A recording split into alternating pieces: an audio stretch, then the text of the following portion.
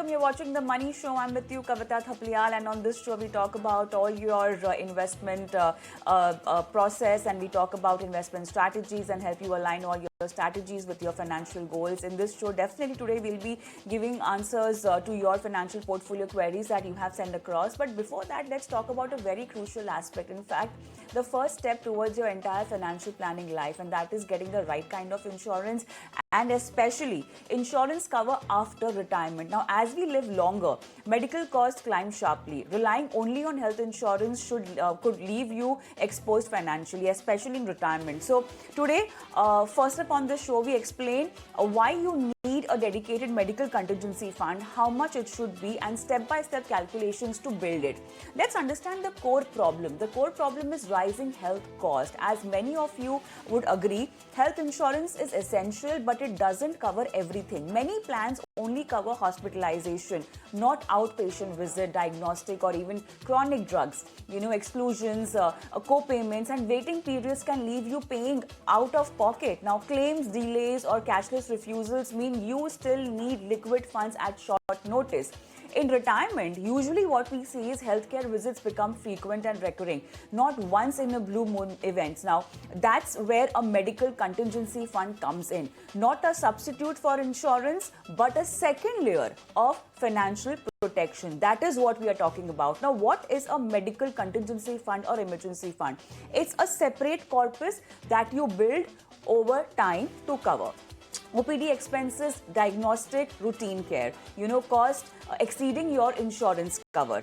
Insurance premium hikes in later stages, that also can be covered, especially situations where cashless claims aren't available and should be separate from your general emergency fund. Now, that's a very crucial aspect of creating a different medical emergency fund.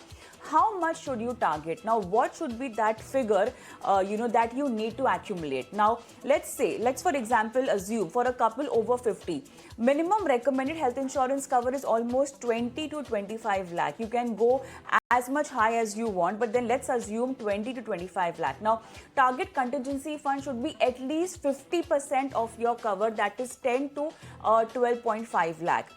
This is a very practical baseline assumption, not an exact figure that we are assuming. You may want to adjust based on your health profile and your family history as well. But the next crucial step is, how do you build your corpus using SIP? Now, that's the easiest way to build a corpus, but then how much can you accumulate? What will be the right amount of SIP? If you already have an emergency fund, maybe you just want to start the same amount of SIP for your medical emergency fund. So, for all the starters who do not have an emergency fund, who do not understand what is an emergency fund, it's a corpus that you accumulate for your extra expenses. Maybe say almost 8 to 12 months of your income that you might want to accumulate, but you can do it through SIP. So, talking about medical emergency fund, let's assume you start in your 40s or early 50s.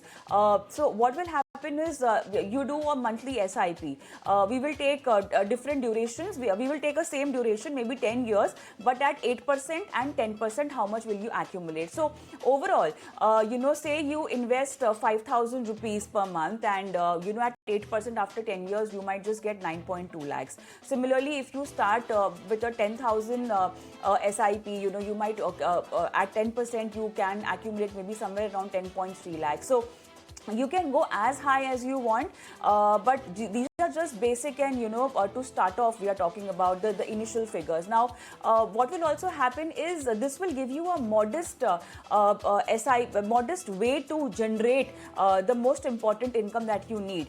Even modest SIPs can generate your needed 10 to 12.5 lakh buffer in 8 to 10 years. Start early to benefit from compounding. Now, why insurance plus corpus works better than insurance alone? That's also because health insurance covers major hospital claims. It replenishes your annual cover on renewal. Medical fund, medical emergency fund covers costs not only in policy but outside it. It provides liquidity before claim settlement. It pays co-payments, exclusions upfront. So together, if you see, they offer a two-layer defense against medical expense shocks. Now, practical steps to create your medical corpus: evaluate your risk, your age, family health history, lifestyle and chronic conditions. Step 2 could be choose a target, maybe say 12 lakh buffer for a couple which is who is 50 plus. Decide monthly SIP 5,000, 9 to 10 lakhs in 10 years, 10,000 if you're doing, maybe 18 to 20 lakhs in 10 years. All you can do is adjust depending on how soon you want the corpus, and then select the right vehicles, maybe a liquid fund or short-term debt fund or near-term for near-term needs. You can also go with a hybrid or a moderate allocation for longer goals. Maintain liquidity, avoid locking in all these funds if you foresee any medical expense coming in. So health insurance is necessary, but it is not sufficient. Health insurance protects you, but only up to its limits. With medical inflation rising and exclusion persistent, a contingency corpus gives you peace of mind and real financial backup to your retirement plan. So if you haven't yet started yet, the best time is to begin building your medical fund right now, and this is the second best time today for you, if not yesterday.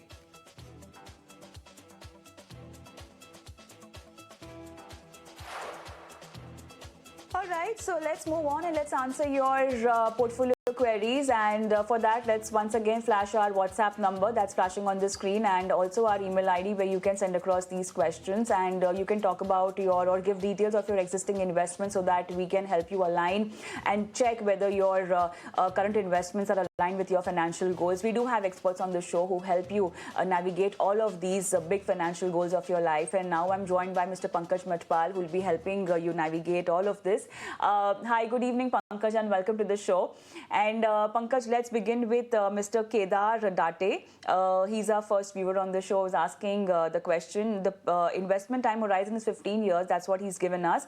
SIP amount is almost 75,000, and wife SIP amount is 20,000. Total target is 5 crores. I'm assuming that he's given us the target combining both of these portfolios, as in the corpus should be gained by those accumulated by those two portfolios. Current mutual fund is 30 lakhs and total number of funds is 16. Okay, I do not have the details of his mutual funds, which is a big miss, Kedar. So anyways, Kedar, if you're listening, if you're connected, please send across your mutual fund details so that we can help you, identify whether you are on track with accumulating 5 CR or not. But 15 years of time, and Pankaj sir, if you just calculate roughly around 95 lakhs is 95,000 is the SIP amount going on every month. How much can he accumulate? Current accumulation or portfolio value is around 30 lakhs.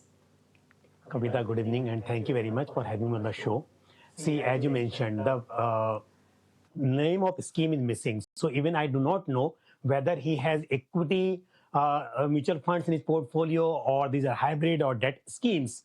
So it is better that if the viewer gives the complete information about the portfolio, it is better, it is easier to assume the returns. But here, assuming that he has invested in equity, because to calculate that how much he can accumulate, I will have to consider some rate of returns. So assuming at 12%, if 30 lakh rupees have been accumulated by now, and SIP 75,000 rupees in the account of Kedar, plus 20,000 rupees in his wife's account, total 95,000 rupees.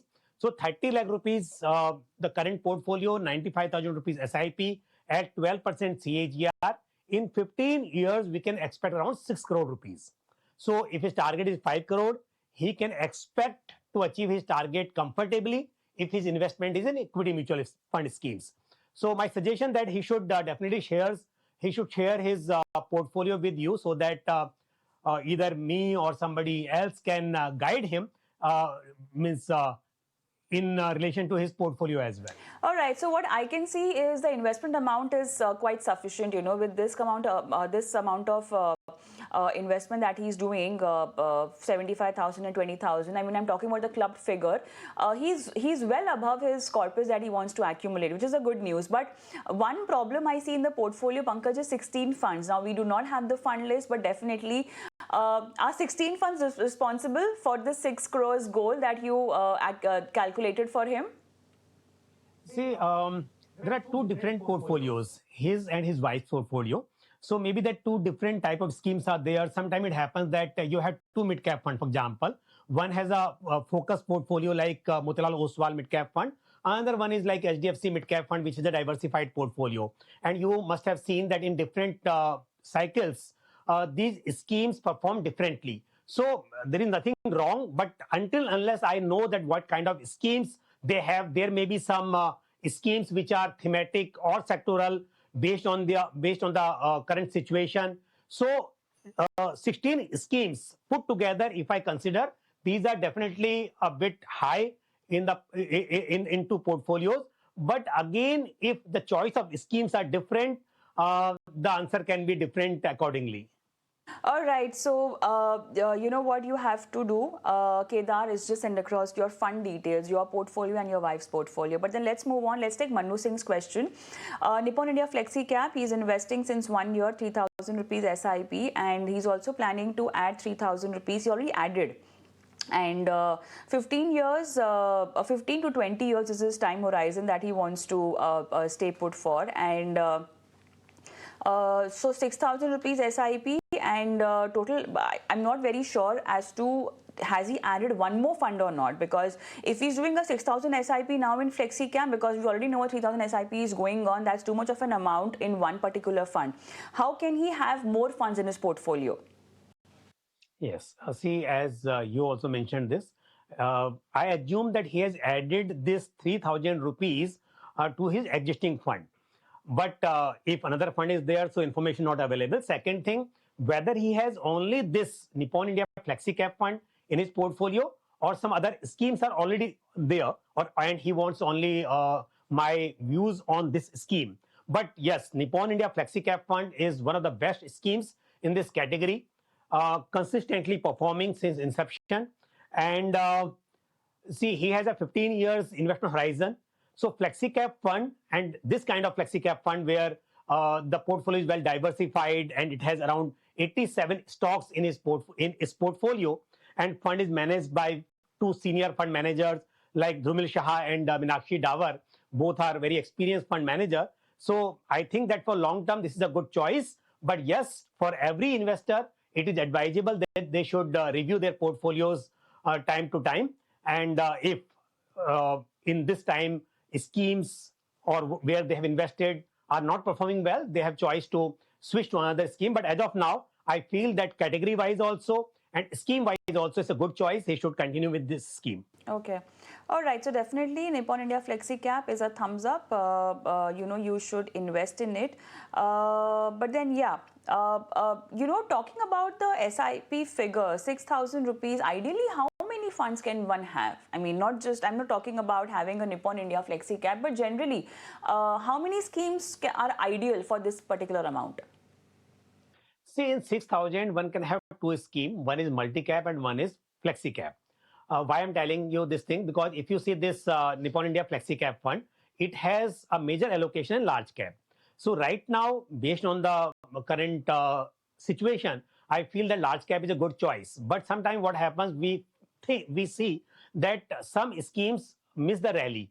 So if you have one scheme flexi cap where your allocation is means major in one kind of market cap based on fund managers' views, but at the same time you also have a scheme where your investment is in large cap, mid cap, small cap all the times. So sometime if fund manager feel that the particular market cap may not perform well, but we see many times it happens that the call doesn't go right.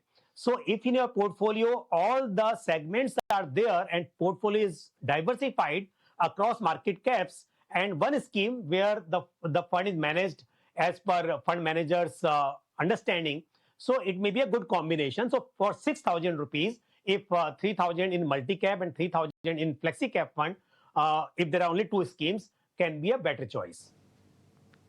All right. A multi-cap and a flexi-cap, if at all you want to add one more fund, it can be a multi-cap or maybe a pure mid-cap or a small cap will also be good for him, no? See, because in flexi cap fund, we know there's a flexibility to invest in large cap, mid cap, small cap. So suppose I suggest him to add one mid cap fund, and tomorrow Nippon India Flexi Cap fund also have a larger allocation in mid cap. So he will have major allocation in mid cap only. So that is why it is better that if you are going for flexi cap, along with this multi cap can be a good choice. But if you have knowledge about these market caps, that in which business cycle, in which economy environment, which market cap can perform better, in that case he can have, then why flexi cap? He can have one mid cap, one small cap, and one large cap. So that can also be a good choice. But with flexi cap, I feel that multi cap is a good combination. All right, a multi cap is recommended along with the flexi cap.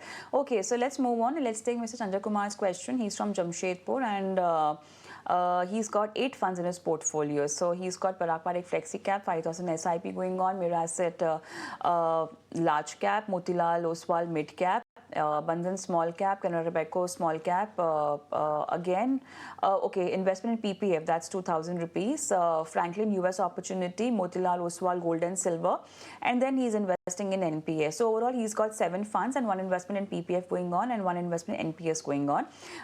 He also has stopped his SIP in Axis long-term equity, which I'm assuming is for tax saving. And total portfolio value is 15 lakhs and he can invest for more 12 years. The target is 1.5 or 2 CR. And he's not happy with the performance of Axis long-term equity. So how can he take that money out and invest somewhere else? So that's the main concern. And Mira Asset large cap and Canara Robeco small cap.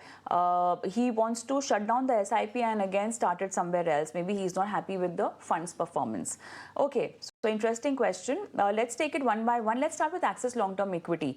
Yes, the fund has been underperformer, but I'm also not sure whether he is in the old tax regime. If he has shifted to the new tax regime, then maybe he can keep the money there because he's already stopped the SIP and later on redeem the money. Or what should be the strategy going ahead then, Pankaj? Yes, see Kavita, Axis long-term equity fund has been renamed now as Axis ELSS Tax Saver Fund. So as ELSS fund, he has stopped his SIP. It means he does not want to take benefit of deduction in his income tax return. So that is okay. He may be filing his ITR in new tax regime. But whatever corpus has been accumulated by now, I feel that scheme has done well. And if he has already invested in his scheme, in this scheme, he doesn't need to actually redeem it. He can hold.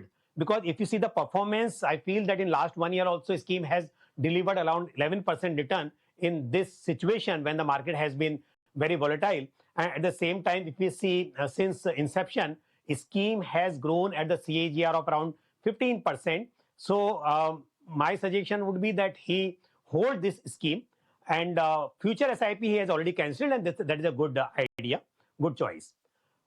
Another thing, if you ask me about his portfolio, other schemes in that portfolio, I can give my suggestion on that as well. Let's go on and let's talk about his other funds. Yes. So other funds, see, he has well diversified portfolio where he has mid cap, small cap, flexi cap, and as well as he has international fund in his portfolio. So I feel that portfolio is good.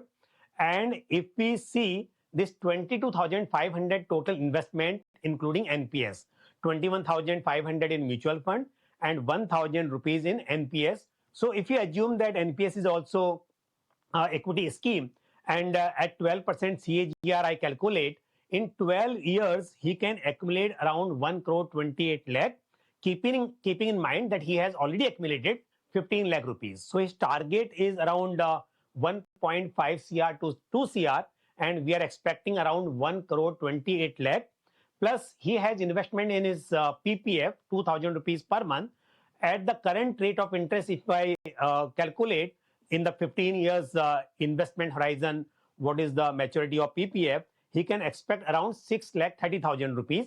So he is little behind his target. So my suggestion that he should step up SIP at least by 10%. He should step up his SIP every year. And in that case, he can expect around 1 crore 67 lakh from his mutual fund plus NPS portfolio. So he'll be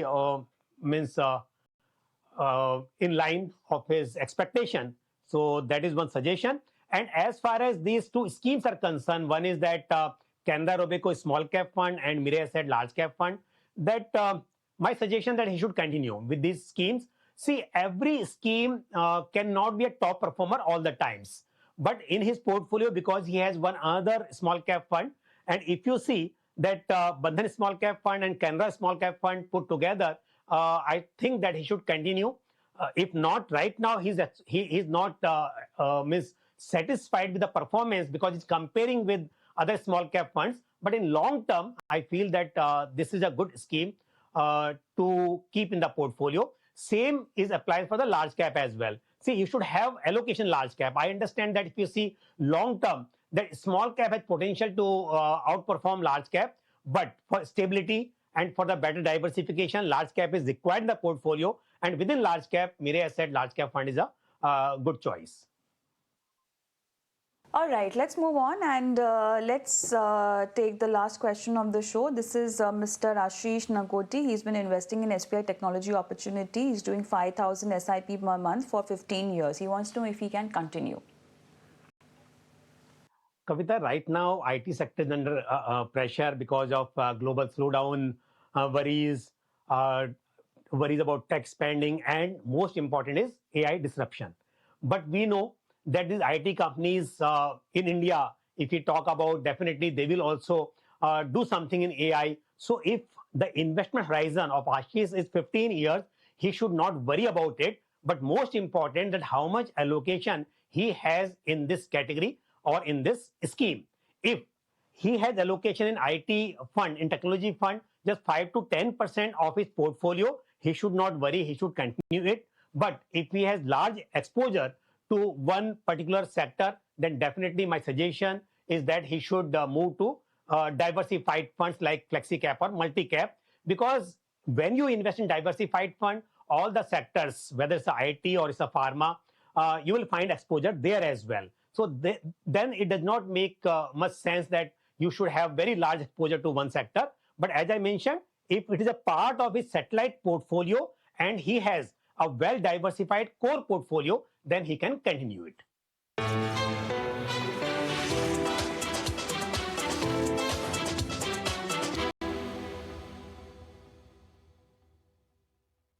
In association with Generali Central Life Insurance, your lifetime partner.